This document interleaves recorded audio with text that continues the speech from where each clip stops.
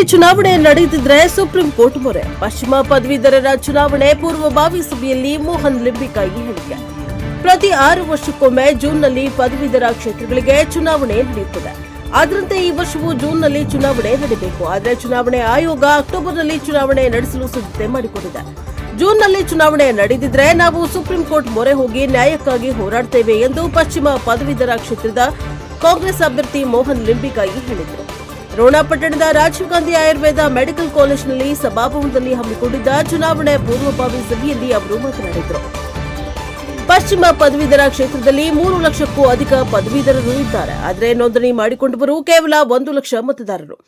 ಅದೇ ರೀತಿ ಗದಗ ಜಿಲ್ಲೆಯಲ್ಲಿ 19,000 ಮತದಾರರ ನೋಂದಣಿಯಾಗಿದ್ದರೆ ರೋಣ ಮತಕ್ಷೇತ್ರ ವ್ಯಾಪ್ತಿಯಲ್ಲಿ 4,600 ಮತದಾರರು ನೋಂದಣಿಯಾಗಿದೆ ಎಂದರು. ಶಾಸಕ ಖನಿಜ ಅಭಿವೃದ್ಧಿ ಮಂಡಳಿ ಅಧ್ಯಕ್ಷ ಜಿಎಸ್ ಪಾಟೀಲ್ ಮಾತನಾಡಿ, ನಿರುದ್ಯೋಗಿ ಪದವೀಧರರಿಗೆ ಉದ್ಯೋಗ ದೊರಕಿಸಿಕೊಡುವ ನಿಟ್ಟಿನಲ್ಲಿ ಮೋಹನ್ ಲಿಂಬಿಕಾಯಿಯವರು ಶ್ರಮಿಸಲಿದ್ದಾರೆ. ಹಿಂದೆ ವಿದ್ಯಾವಂತರು ಕಾಂಗ್ರೆಸ್ ಪಕ್ಷದಿಂದ ಅಂತರ ಕಾಯ್ದುಕೊಳ್ತಾ ಇದ್ರು. ಆದರೆ ಈಗ ಕಾಲ ಬದಲಾಗಿದೆ. ನಮ್ಮ ಪಕ್ಷದ ಪರ ಕೆಲಸ ಮಾಡಲು ಉತ್ಸುಕರಾಗಿದ್ದಾರೆ. ಪದವೀಧರರ ಬಗ್ಗೆ ಕಳಕಳಿ ಇರುವ ವ್ಯಕ್ತಿ ಮೋಹನ್ ಲಿಂಬಿಕಾಯಿಯವರು. ಒಗ್ಗಟ್ಟಿನಿಂದ ಕೆಲಸ ಮಾಡಿದ್ರೆ ಗೆಲುವು ಸಾಧ್ಯ ಎಂದರು. ಇನ್ನು ಈ ಸಂದರ್ಭದಲ್ಲಿ ಕೆಸಿಸಿ ಬ್ಯಾಂಕ್ ಮಾಜಿ ಅಧ್ಯಕ್ಷ IS Patil, doctor KB Dannur, Sharanappa Betageri, Ashok Bagmar, Veeranna Shettar, DD Moranal, Shashikala Patil, Rupa Angadi, doctor IB Kotturu Shetty, Anjuman college ಪ್ರಾಧ್ಯಾಪಕರಾದ ಜಗದೀಶ್ ಕೆ ನರಗುಂದ್, ಮಲಿಕ್ ಎಲಿಗಾರ್, ಸೋಮು ನಾಗರಾಜ್, ಬೇಬಿ ಸೋಮನ್ ಕಟ್ಟಿಮಠ, ಮಂಜುಳಾ ಹುಳ್ಳನ್ನವರ್, ಅಂದಪ್ಪ ವೀರಾಪುರ, ಈಶಪ್ಪ ಕಡಗಿನಕಟ್ಟಿ, ಇನ್ನು ಅನೇಕರು ಈ ಸಂದರ್ಭದಲ್ಲಿ ಉಪಸ್ಥಿತರಿದ್ದರು. Bureau report Rudrappa Hebballi, NKS ಟಿವಿ4 ರೋಣ.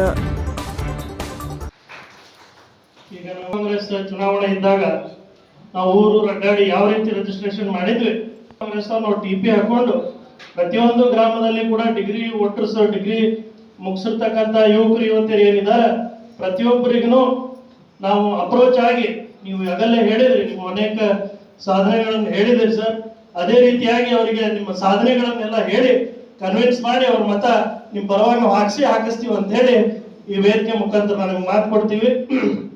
ನೀವು ಕೂಡ ನಮ್ಗೊಂದು ರೂಪರೇಷೆ ಹಾಕಿಕೊಟ್ರೆ ಬಹಳ ಚಲೋ ಆಕೈತಿನ. ಕಳೆದ ಬಾರಿ ಇಲ್ಲಿ ನಮ್ಮ ಜಿಎಸ್ ಪಾಟೀಲ್ ಸಾಹೇಬರು ಯಾವ ರೀತಿ ಇದ್ದಾರೆ ಅಂದ್ರೆ, ಕಳೆದ ಬಾರಿ ಕೂಡ MP ಚುನಾವಣೆ ನಡೆದಾಗ ಕೂಡ ರೋಣ ಮತಕ್ಷೇತ್ರದಿಂದಲೇ ಸುಮಾರು 4,000 ಲೀಡ್ ಆಗಿದ್ದು ಕೂಡ ಇತಿಹಾಸ. ಆ ರೀತಿಯಾಗಿ ನಮ್ಮ ಜಿಎಸ್ ಪಾಟೀಲ್ ಸಾಹೇಬರು ಒಂದ್ಸರ್ತಿ ಮಾತು ತಗೊಂಡ್ರಂದ್ರೆ ಅವ್ರು ಯಾರನ್ನೂ ಕುಂದ್ರಾಕು ಬಿಡಲ್ಲ. ಮತ್ತೆ ನಾವು ಕೂಡ ಅವರು ಕಾರ್ಯವೈಖರಿ ನೋಡಿ ನಾವು ಕೂಡ ಸುಮ್ಮನೆ ಕೂತಾರೆ ನಮ್ಗ ಒಂಥರ ಅಸಹ್ಯ ಆಗುವಂತ ಭಾವನೆ ಕೂಡ ನಮ್ಗೆ ಬರ್ತೈತೆ ಅಂತ ಕೂಡ ಈ ವೇದಿಕೆ ಮುಖಾಂತರ ಹೇಳ್ತೀನಿ. ಏನೋ ಇದ್ರು ಕೂಡ ಸರ್ ನಿಮ್ಮ ಒಂದು ರೂಪರೇಷೆ ಹಾಕಿ ಕೊಟ್ಟು ನೀವೆಲ್ಲ ಹೀಗೆ ಎಲ್ಲ ನಮ್ಮ ಬ್ಲಾಕ್ ಅಧ್ಯಕ್ಷರು ಇರ್ಬೋದು ಮತ್ತು ನಮ್ಮ ಮುಖ್ಯ ಮುಖಂಡರು ಇರ್ಬೋದು, ನೀವೆಲ್ಲ ಏನ್ ರೂಪರೇಷೆ ಹಾಕಿಕೊಡ್ತೀರಿ ಅದೇ ರೀತಿಯಾಗಿ ಚಾಚು ತಪ್ಪದೆ ನಾವೇನೋ ಮಾತಾಡ್ಲಾರ್ದಂಗೆ ನೀವು ಹೇಳಿದ ಕೆಲಸ ಅಗ್ರಿ ಸಕ್ರಿಯವಾಗಿ ಮಾಡ್ತೀವಿ ಅಂತ ಹೇಳಿ ವೇದಿಕೆ ಮುಖಾಂತರ ಹೇಳಿ ನನ್ನ 2 ಮಾತುಗಳು